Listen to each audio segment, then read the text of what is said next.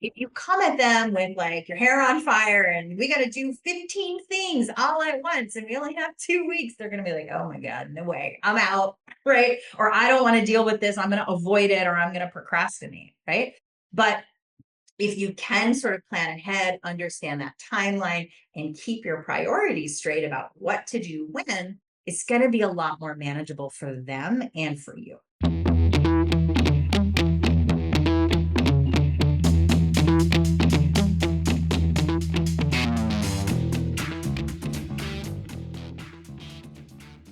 Hi, folks. Welcome back to the podcast. Today, I'm sharing with you a replay of a masterclass I gave back in July about the overall college process and how that differs from the actual college application. And really, my goal in this episode is to help all of you understand yeah, there's a whole lot to do, but we're not doing it all at once. There is a right time for each of these parts. And if, as parents or counselors, you can kind of piecemeal out the thing to focus on to the teenager in smaller chunks in ways that they really understand the why and how this fits into all of the larger process. We can have an opportunity to have more buy-in, less stress, and better outcomes. So I'll send you right to that replay and then I'll see you on the other side. But today I'm going to talk to you about like kind of the bigger picture, right? And technically it is an admissions topic, but of course, college admissions is made up of all the wonderful things your kids are going to do in high school. So we might touch on some of these other things. Like we're going to talk about testing a little bit. We're going to talk about executive functions. So I just want you to kind of know we're talking about it all today in the hopes that it gives you a sense of what is this process and when should you do what? And more importantly, why, right? Because getting your teen on board often involves having a really good why, not just not just a what, right? Fully aware of that. Usually they listen to me better than they listen to you guys, but sometimes I'm still doing a lot of that like, well, here's why and let me explain this to you and convince you to do it the way I want you to do it. Here we are, talk about your college admissions roadmap. It's important to plan ahead to position your kid for success. Now, that's not to say success is not possible without planning ahead, but it is a lot less stressful, right? And that's really one of my goals. Of course, I want your kids to go to an amazing college where they're going to thrive and have the experience that they want and go on to live, their fantastic life that I know is ahead of them. But I also want to help you not damage the relationship that you have with them in their last few years at home with you. I want to help you experience less stress, help you be a confident leader through this process of your child. So I'm going to kind of take you through a number of aspects of this process that will hopefully help you do that.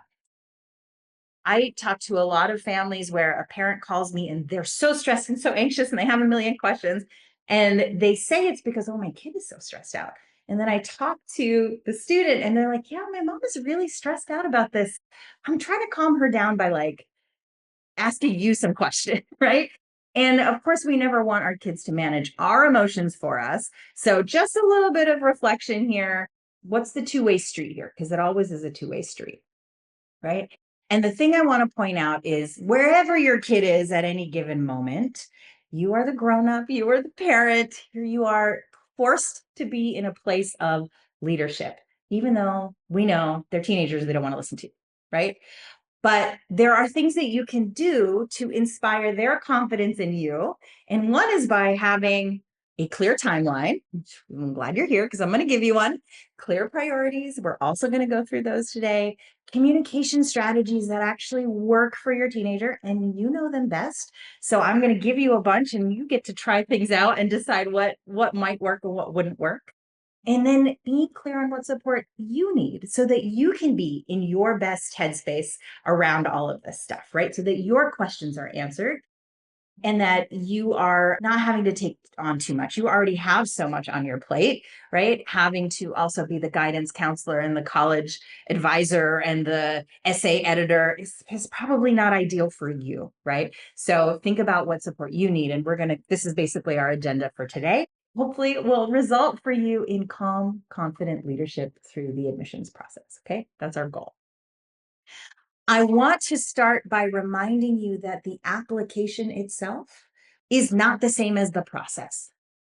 The application is documentation of how they have spent their time in high school. What classes did they take and what grades did they earn? What did they do in their extracurriculars? How do they show up in the classroom and in the school? What do they care about? All of these things are things that they have to kind of live life and go through the experience of high school to really understand about themselves and to have something to show on the application, right? So we don't want you to think that the college process starts in 12th grade. In fact, it starts the very first day of ninth grade. And for many people, they like to start even earlier thinking about, well, what are the skills and talents we're really going to invest in building? I don't really recommend that. I think it's much better to have sort of a free range childhood until you start to get to high school where you can still explore, but we want to kind of collect the data and reflect on what those experiences were so that we can kind of shape, all right, you liked this thing, let's do more of it, or let's do something else like it. Or you really had a bad reaction to this, maybe we got to go in another direction, or maybe there's some skills that we need to build underneath that so that you feel more confident in this area, right? So it's not so much as you need a strategy the first day of ninth grade and you need to like abide by it so you can tell a specific story by the time you get to 12th grade. It's more like, let's start paying attention to what they like, what they don't like, what lights them up, what they're good at, what they struggle with, so that you can make any interventions necessarily, you can support them the way they want to, or you can help them focus on those things that are their strengths and their passions and help them relax a little bit on the other stuff, of course, fulfilling whatever requirements they need to fulfill. So application does not equal the process. So let's talk about what that process looks like. And this is my best recommendation for you. So like I said, some people start before ninth grade. So I did make the first phase 8th to 10th grade, but this is perfectly fine to start whenever in high school. And in fact, it doesn't stop in 10th. I just think that should be your focus in those early years of high school, really honing in on what your values are, understanding your interests, building skills, getting better at building and maintaining relationships. These are lifelong pursuits.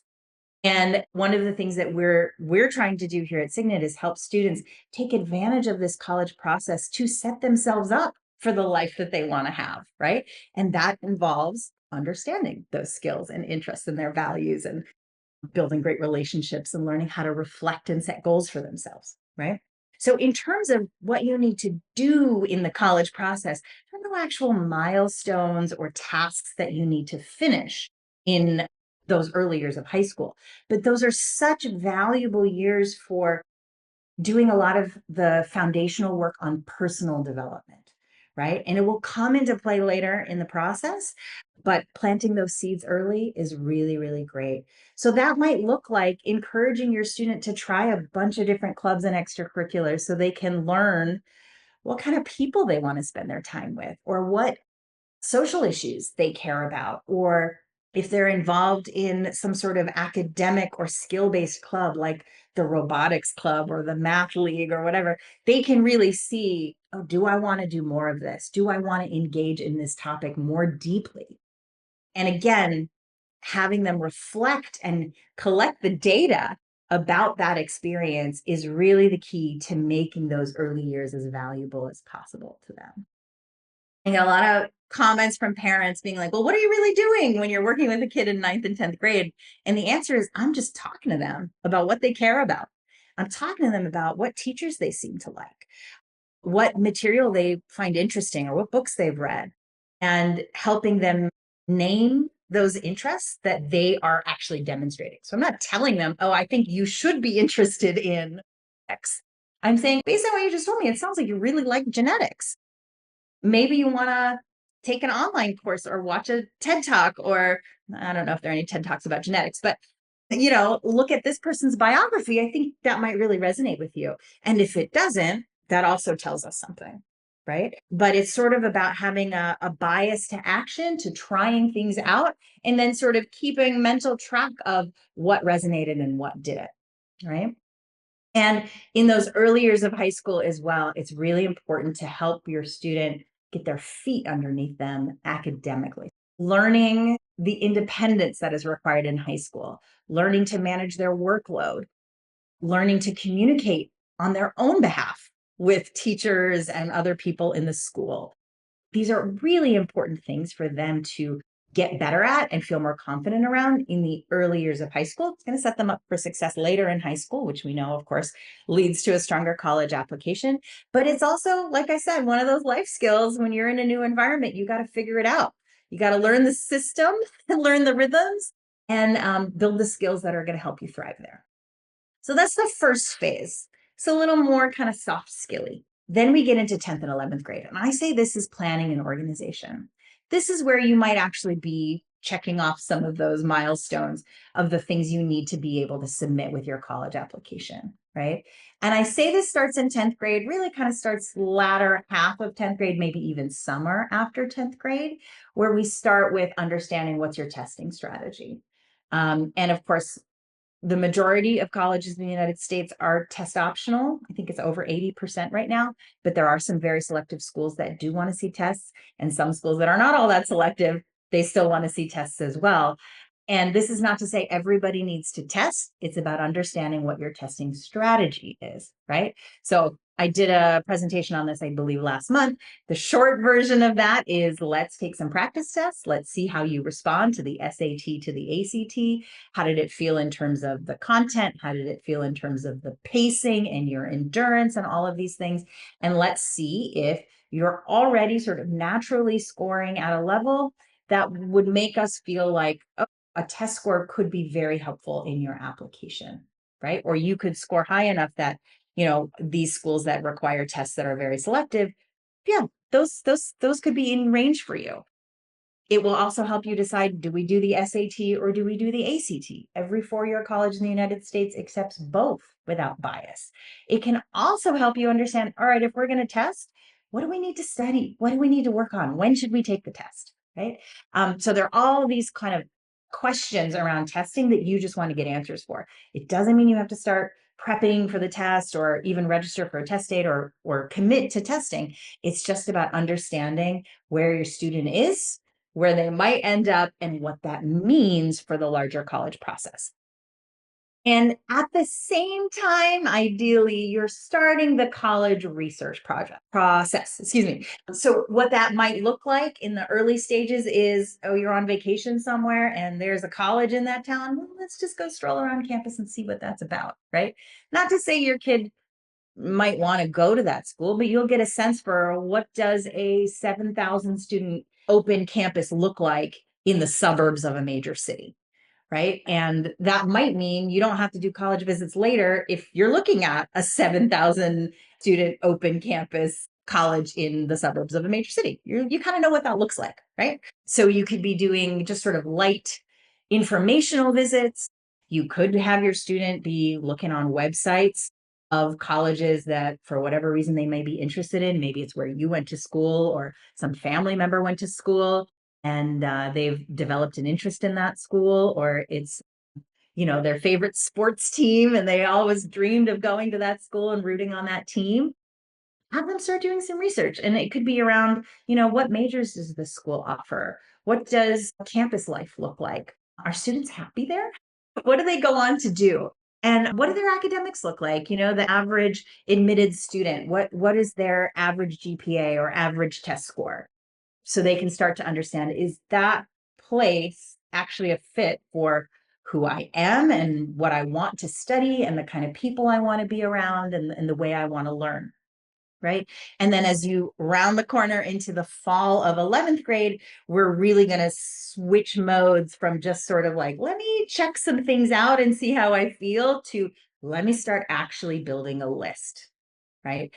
And that list building process, again, I have actually, I think I have a webinar on every one of these bullet points in this particular stage. So you can go to our YouTube page and find all of those. But building a list is a whole process in itself, where we start with like naming some preferences. And it's a lot easier to name preferences if your student has seen a couple of different kinds of campuses before, right? So we name some preferences. We try to understand, all right, what is it that you might want to study? Not to say you have to commit to a major, but wherever you go to school, we want to make sure there are things there that you want to study, right? So we look at kind of what are the offerings. I have a lot of students who play, a sport in high school very seriously, but they don't want to be a student athlete and play on the school team, the college team, or go through the athletic recruiting process. But at the same time, field hockey has been a really big part of their life and they would still like to be able to play. So they want to make sure there's a club field hockey team that they could join. Right. So we want to look for those things like, obviously the needs and the wants, and then these little preferences of, I prefer to be at a place where I could row, or I prefer to be at a place where there are a lot of internships available in the surrounding city, right? In the industry that maybe I'm interested in. Or there's a lot of research opportunities available because I want to go into the sciences. So whatever those preferences, needs, and wants are, we want to name them. And then we want to do the research to find the schools that fit our criteria.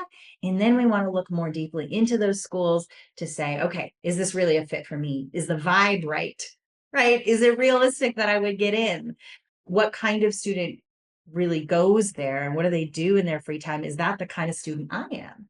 And this is a long process. It's not something that's going to happen in a month. I usually spend 6 to 9 months going through this process with my students because a lot of them will come in and say, oh, I'm only applying to these Ivy League schools.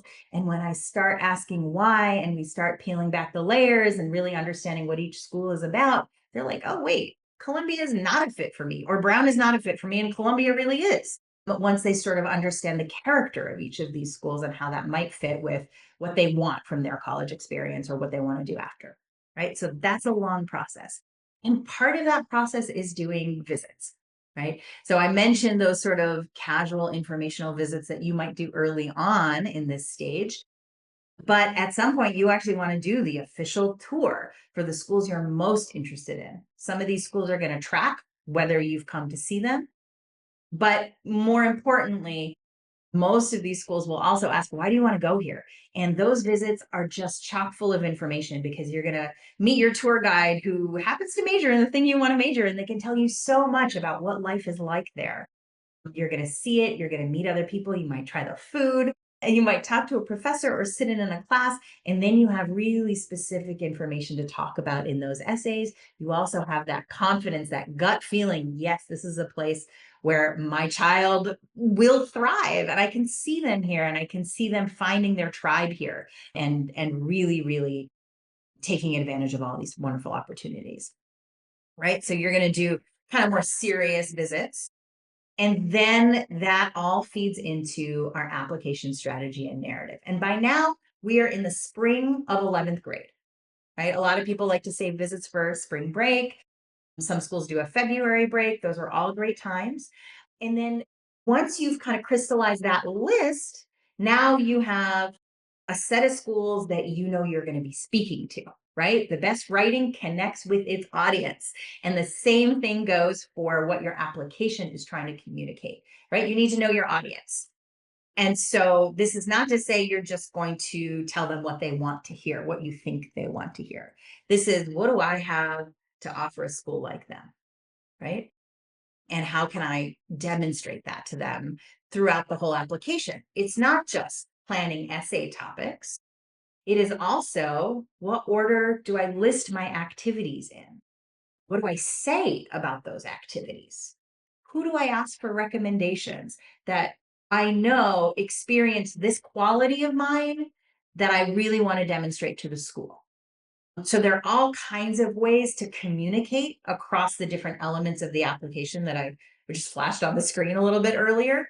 The essays, the recommendations, the activity list, even the courses that you're choosing communicate something to the school, right? So we kind of want to get that bigger picture of, okay, these are the schools I like. This is why I like them. This is what I like about them. Now, what do I have sort of in my closet that I can show them that is going to demonstrate to them that I'm a great fit for their school and I'm going to be able to bring a lot of really interesting things and contribute to their community. And I like to do that in spring of 11th grade. It's when college is really on the mind of the student. And we're about to turn the corner into actually writing the application. And so I recommend this is started the summer after 11th grade. where we're like just filling out the forms. It's very tedious. And we're actually working on the essays. And it's fine if you want to collect essay ideas over the course of high school. It's not really helpful for them to start writing those things until they get to that point, until they've had the experiences, until they've developed as a writer, until you know the audience that they're talking to, right? When all of those kind of click into place, now's the time we can start saying, okay, this is the story we want to tell them, and this is how we're going to do it. I mentioned the activity list. What order are we saying these activities in? What are we saying about them? In the Common App right now, there's space for 10 activities. Some students end up having more than that or less than that, and that's totally fine. But for those students who have more than that, they're going to have to decide which are the 10 most meaningful, which 10 say the thing about me that I really want to communicate in this piece of the application. And maybe can I use other parts of the application to talk about this experience I had or this other thing that I'm not going to be able to list on the activity list. The positioning is what I call like, what are we doing for early action or early decision versus regular decision? Are we going to do an early decision too, right? This is like a real layer of strategy over this whole thing that can be very nuanced. I'm not going to go into a ton of detail here, but before committing, to a particular school with an early application, you really want to make sure, what does this mean for the rest of your list? And what does it mean for the stories you're telling? And then, of course, we need to polish everything, right? And this doesn't mean run it through ChatGPT or have, your cousin who is a literature major correct your writing for you. It's just really making sure that like there are no egregious errors or typos, that you're using language correctly, that you're demonstrating your actual ability to communicate, and that you're putting your best foot forward across the whole application. And sometimes having an outside perspective of somebody who didn't work on the application with you or maybe doesn't know you that well, their eyes are fresher and they can be very, very helpful to bring someone in at that point in the process. At Signet, we really like to think about this as a journey. The early stages here are really about getting to know yourself and your own interests and practicing articulating that. And then we start, making our plans, building our lists, and then we write our story. And we're preparing for interviews. We're doing all our polishes, and then it doesn't really end at college, right? We need to prepare for the college transition. Everything comes after that. But along this climb, so to speak, they've learned a lot about themselves. They've built a lot of skills, including project management and organization skills, and they're going to go off to college with all that sort of in their backpack, and they're going to be ready to tackle whatever life throws at them after this, right? That's the goal, right? We want to launch them and feel confident that they're going to do all the great things that they're meant to do, that they're not going to trip up, that they are going to take advantage of the opportunities in front of them, that they're going to be okay, right? And so I don't want you to forget that, yes, this is the process of applying somewhere, but this is also a really important milestone in your parenting journey, right? So I don't want you to reduce the college process to just, okay, check, check, check, check. We did all those things and we submitted the essays. It's really a process for personal growth and for your relationship with your student to start to change, right? As they get further along in high school, hopefully they're gaining a little more independence. They're building your confidence in them to be able to handle certain things, and you're letting go of the reins a little bit so that they can launch successfully, right? So it's a journey for everybody. Now, beyond just knowing the timeline and what you need to do, we really need to get real about priorities. And this is one of the most important things, perspectives that a parent can hold for their child, right? Sometimes you see a list of things and you're like, okay, I got to do all of them. I got to do them all at once. But that's just not smart. And it's also not true. Chances are if you try to do everything all at once, you're not going to do any of it very well, right? And in the college process, in high school, not everything matters the way you think it does. And not everything matters the same. There are things that matter a lot more than other things, right? So we've got to keep these priorities straight And that can also help your child engage in this process with you, right? Because if you come at them with like your hair on fire and we got to do 15 things all at once and we only have 2 weeks, they're going to be like, oh my God, no way, I'm out, right? Or I don't want to deal with this. I'm going to avoid it or I'm going to procrastinate, right? But if you can sort of plan ahead, understand that timeline, and keep your priorities straight about what to do when, it's going to be a lot more manageable for them and for you. And I'm going to go through what really matters, but I want to remind you that colleges are actually selective, not competitive. And to unpack that, what that means is it's not about being the best in every category or every thing that you submit in the application has to be maximized in some way. Colleges get enough applications that they can fill their class several times over, and the most selective colleges, several times over with, valedictorians, people who have 99th percentile test scores, who have done research at a, real college level lab. There are lots of kids like that these days, especially, right? And what colleges are trying to do is select the student that are going to create the culture and maintain the culture that they want at their school, right? The academic aspects, the, I don't know, maybe school spirit or athletic aspects, the social aspects of their school. And so they're really selecting for students who are a fit with their mission, with their values, with their level of academic rigor, with their opportunities. And so it's really important for students to understand their actual strengths and lead with those to the right colleges that are going to respond to those strengths. They can't turn themselves into something that they're not. So it's much better for them to have a real sense of what those strengths are and be able to use them in this process.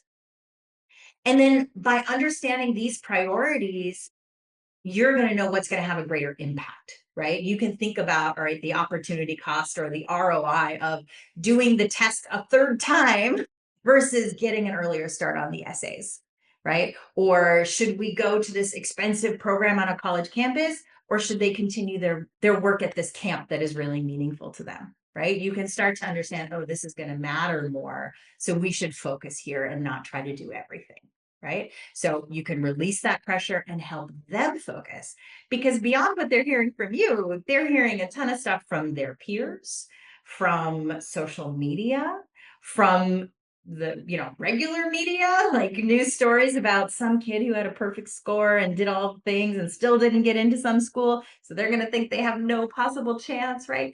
They're hearing a lot of stuff that is really freaking them out. So when you can say, no, it's clear this is the thing that matters most, we should focus here, they're going to believe you and be relieved. They don't have to do everything. They can do this one thing really well for the next 3 weeks, right? And so I want to show you how we can tell what matters. Now, this is from a report that the National Association for College Admissions Counseling puts out every year. It's called Factors in the Admissions Decision. It's publicly available. You can Google it and get the latest update, right? And so what it does is a survey of several hundred colleges and asks them to rank in order of importance these different things that go along or are reported on the college application, right? And the numbers I'm showing you here is the percentage of schools said 76% of the schools surveyed said high school grades and college prep courses was of considerable importance, which is the highest importance category, right? Then 74% said total high school grades, meaning like the overall GPA.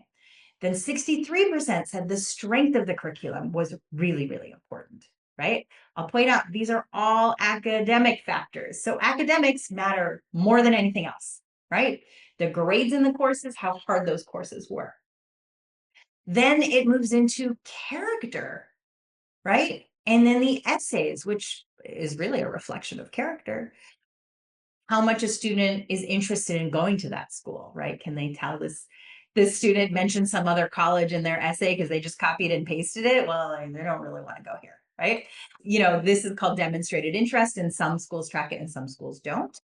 Then we go down to counselor recommendation, right? It's moderate importance. Teacher recommendations, right? Those are pretty important in the extracurriculars, right? So you can kind of see how this goes. Now, this is aggregate data. You can see college level data, right? And I'm going to show you this. This is overall, right? A wide selection of, pretty selective and non-selective schools.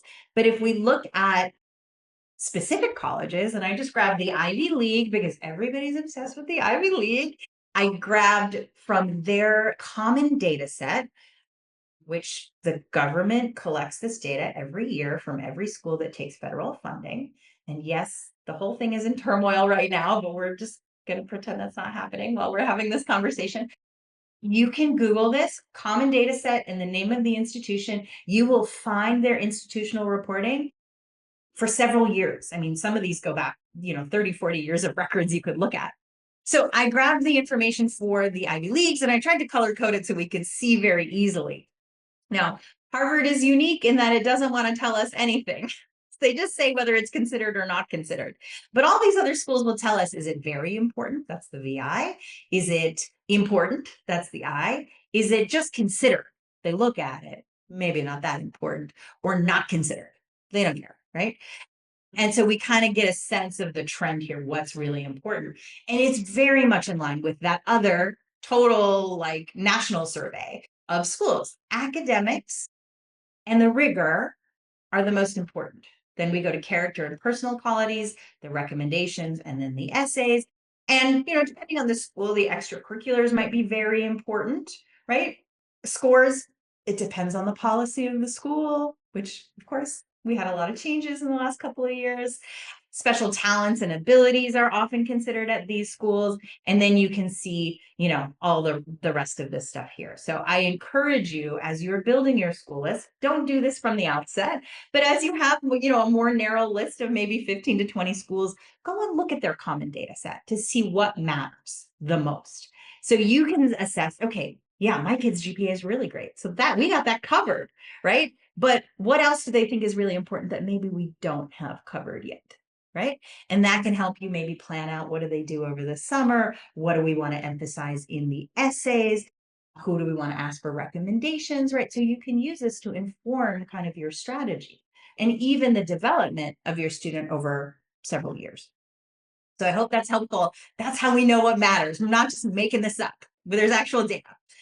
And the way I like to frame it to people is in this match pyramid. And the base of it is the academics. We know that's most important. Then I put values and then the remarkable factor. And I like this as just a really easy visual to understand what's foundational, but what also actually gets you selected at a particular school. So to move through this a little bit more quickly and give you those details, under academics, we have the GPA and the rigor, as we've already discussed.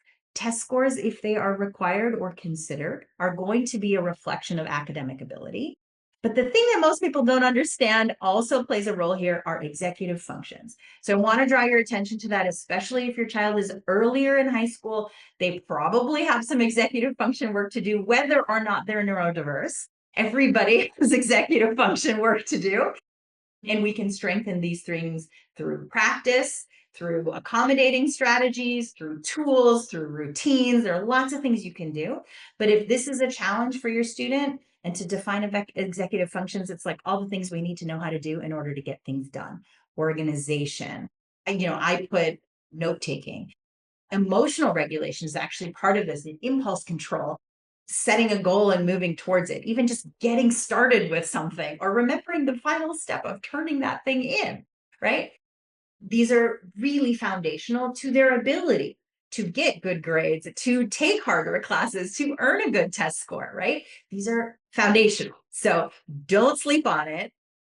Make sure you're addressing this, okay? And they will also come into play in the major complicated project of putting the whole application together, right? They need to be able to write a whole essay or several essays. They need to keep these requirements straight, right? They need to finish things by a deadline. So executive functions are never something I say don't invest in. So definitely address that if that is an issue for your child. Then the middle layer of that pyramid I showed you is values. This is where all that positive character attributes show up, right? And on the application, that's going to be reflected in their teacher recommendations. How does this kid show up in the classroom? How do they treat their peers? How do they treat their teachers? There are literally questions on the form that your teachers will have to fill out that ask about those things. Their extracurriculars also signal their values, right? Do they care about collaborating with other people to accomplish, I don't know, environmental goals, right? Are they a dedicated artist? Are they part of a sports team? Maybe there are some social causes or volunteer causes that they, dedicate a lot of time to, and that says something about what they care about, right? So that's one of the things we're thinking about as we look through a student's extracurricular list. What values are being communicated here? And that's why I always say, don't do something just because you think it's going to look good on your college application. It's telling a story about you, right? If you love it, but you don't really know why or how it fits in with everything else, that's fun. Do the things that you love, right? We'll figure out what's the connection between this thing and that thing, or why does this light you up? Might be a really interesting essay to show the college, especially if it seems like an outlier, right? Among all of your other things. Which brings me to the essays. This is the place where a student can most explicitly articulate what they care about, what kind of person they are, and why, and what they're going to bring to the campus, right? So I'm not saying every student needs to write an essay about, my values are this. That would be pretty boring. But really, the stories that they're telling, at least on American applications, very different if you're applying to colleges outside the United States.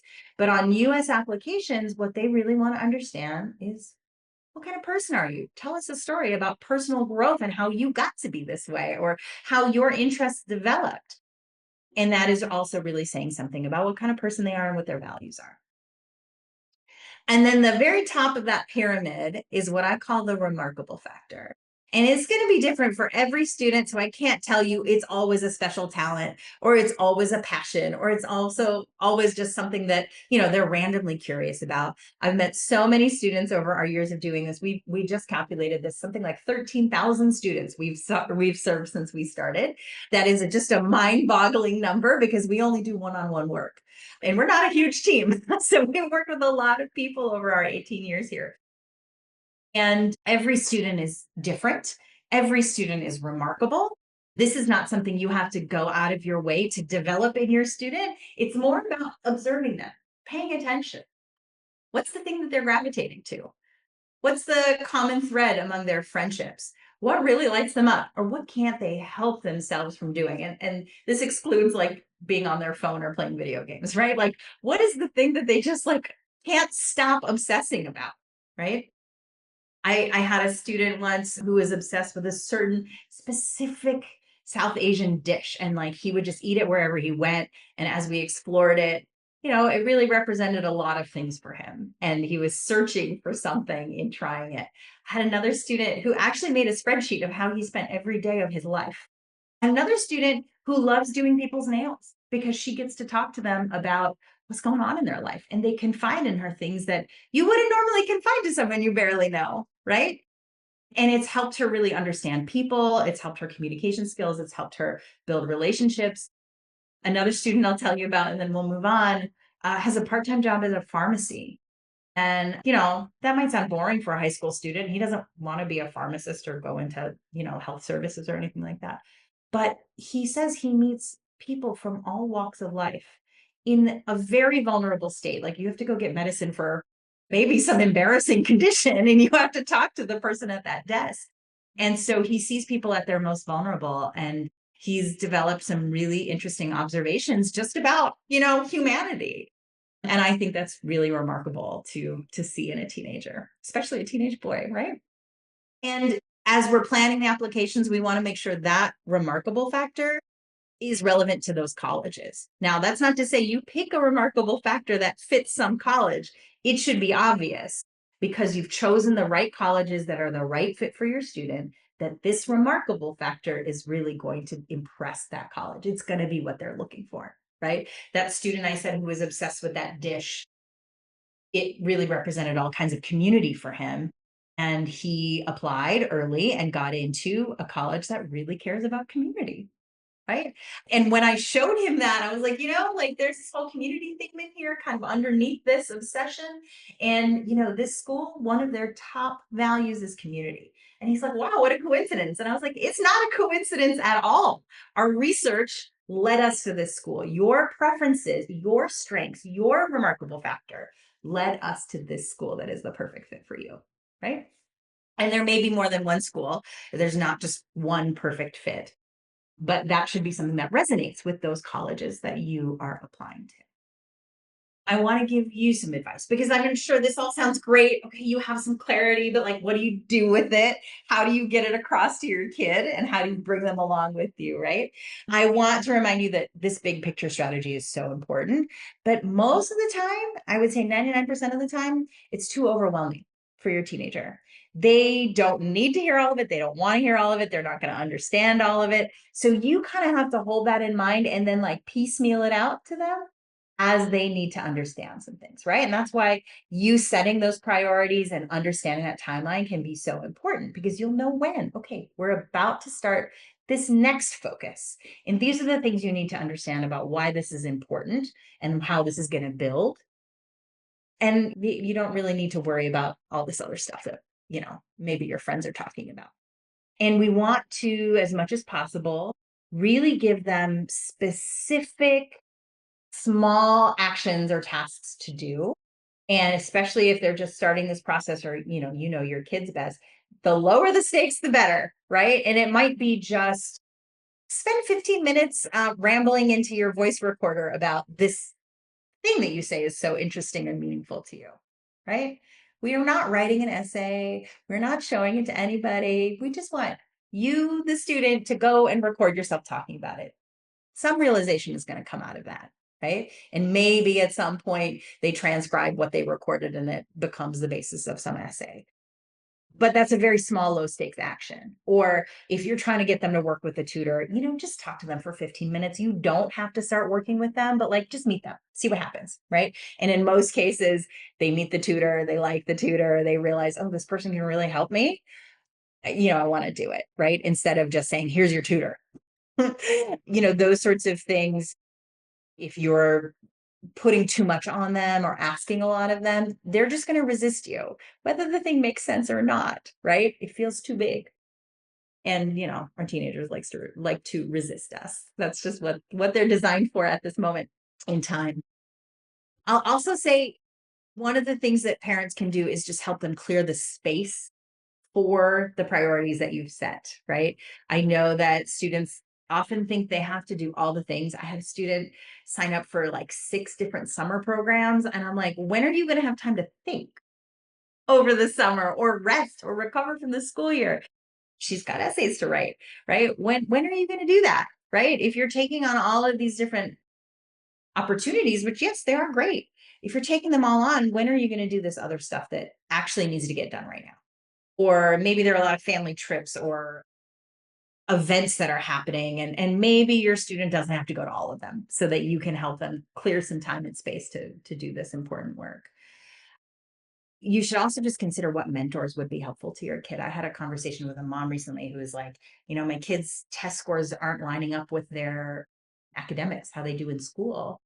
And I just, it's not like a test prep situation. It's more like confidence. It's more like keeping the test in perspective. It's kind of all these bigger picture things. And I was like, I think they just need a mentor who can help them keep that perspective and maybe offer them a little bit of advice, but like empower them, right? Help them feel more confident in the face of this test that kind of scares them. So she was like, oh, yeah, they have a cousin who is a third year at this college. Maybe, that would be a really great opportunity for them to kind of talk about this sort of thing, right? So it doesn't always have to be a tutor or an admissions consultant. There are lots of people who serve that role in your student's life. It might be a teacher or a sports coach or somebody who leads a club or someone at your church or someone in your community. But there are also professionals who can help your student through, these specific tasks of building, a college list or writing an essay, because, there's just a lot of emotional baggage when a parent tells you to do something, right? I'm 45 and I still feel that way when my parents ask me to do something. I'm like, no, I don't want to do it. So maybe it'll go away someday, but working with a third party, hearing that advice from somebody else, it's going to land better. Right. And then, as I mentioned at the beginning of our presentation here, what do you need? Not just what does your kid need, but what do you need to help you, get through all this, keep the priorities straight, make sure your kid's on tasks, right? Get your little random questions answered. So having someone who can serve as a project manager, even a go-between, a sounding board, a facilitator, maybe a therapist, depending on what you need.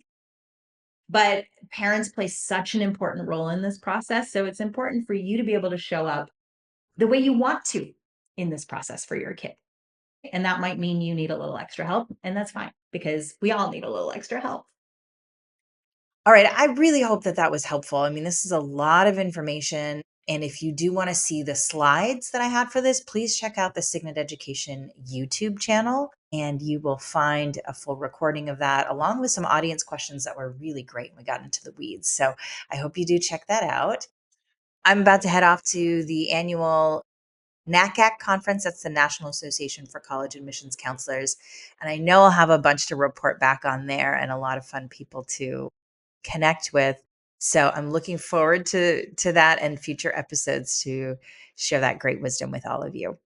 All right, that's it for today. Take care, everybody, and we'll see you next time.